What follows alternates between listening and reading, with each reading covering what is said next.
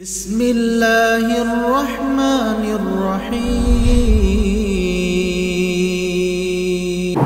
الحمد لله رب العالمين وأصلي وأسلم على نبينا محمد وعلى آله وصحبه أجمعين وبعد فعن أبي هريرة رضي الله عنه قال قال رسول الله صلى الله عليه وسلم إذا دخل شهر رمضان فتحت أبواب الجنة وغلقت أبواب النار وصفدت الشياطين متفق عليه وفي رواية لمسلم فتحت أبواب الرحمة الله أكبر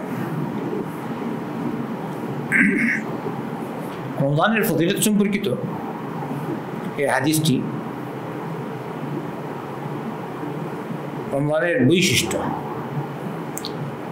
আল্লাহ রাসূল সাল্লাল্লাহু আলাইহি ওয়াসাল্লাম বলেছেন, যখন রমজান মাস অনুপ্রবেশ করে, রমজান আসে, তখন জান্নাতের দরজাগুলি খুলে দেওয়া হয়, জাহান্নামের দরজাগুলি বন্ধ করে দেওয়া হয়, আর শয়তানদেরকে শৃঙ্খলিত করা হয়।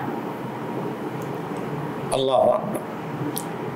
রমজান মাস যখন আসে, জান্নাতের দরজা খুলে দেওয়া হয়। কেন জান্নাতের দরজা? যারা সিয়াম পালন করবে তাদের ইজ্জত সম্মানকে সামনে রেখে জান্নাতের দরজাগুলি খুলে দেওয়া হয়। অন্যদিকে গুললিকাত আবওয়াবুন নার, জাহান্নামের দরজা বন্ধ করে দেওয়া হয়। আল্লাহর নেক বান্দারা নেক আমল করবে, তাই তাদের সম্মানার্থে আর জাহান্নামের দরজাও খোলা থাকবে না, বন্ধ করে দিই। সুবহানাল্লাহ।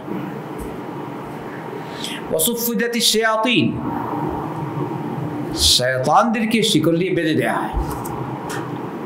এই জন্য আমরা দেখতে পাই, যখন রমজান মাস আসে, মানুষ এমনিতেই আল্লাহর পক্ষ থেকে মুসলমান যারা বেশি বেশি ইবাদত করেন। সুবহানাল্লাহ। এমন হয়তো লোক আছে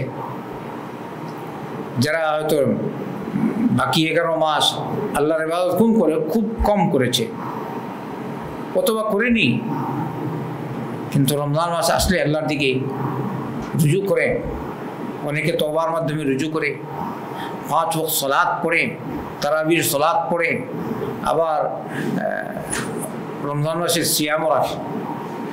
অনেক মুসলমান এরকম দেখা যায়, অনেক কষ্ট করেও রমজান মাসের সিয়াম ছাড়ে না, এত গুরুত্ব দেয়।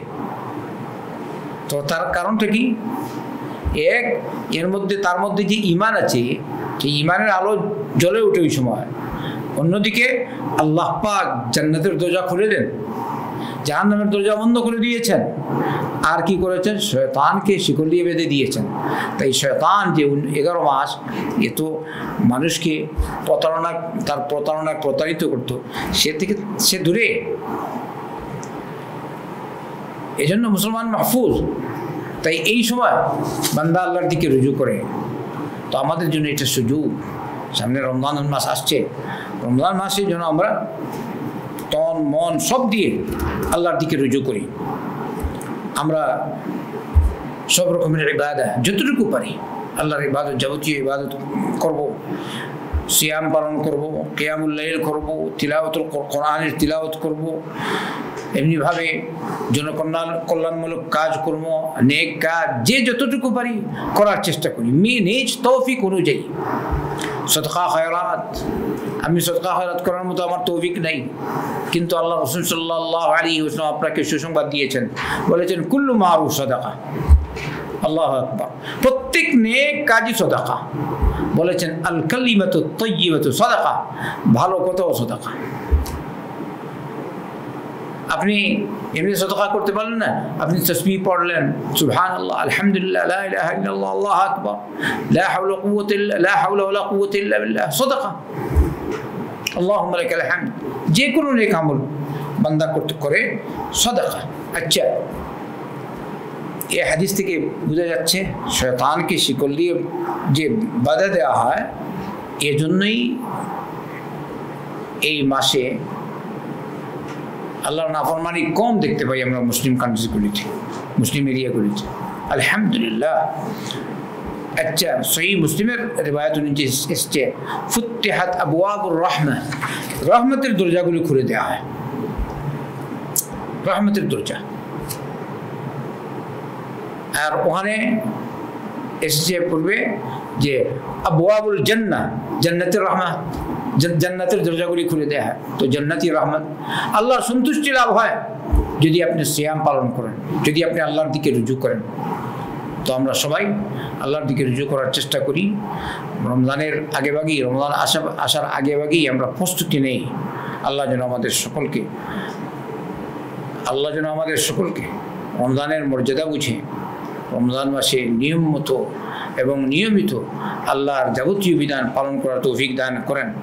সিয়াম, কিয়াম, এমনিভাবে কিয়ামুল লাইল মানে তারাবির সালাত, কিয়ামুল লাইল, তাহাজ্জুদের সালাত, নবী করিম সাল্লাল্লাহু আলাইহি ওয়াসাল্লামের তরিকায় যেন আল্লাহ আমাদেরকে পালন করার তৌফিক দান করেন।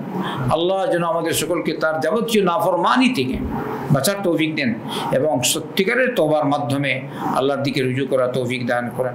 সাল্লাল্লাহু ওয়া সাল্লাম আলা নবিয়িনা মুহাম্মাদিন ওয়া আলা আলিহি ওয়া সাহবিহি আজমাইন।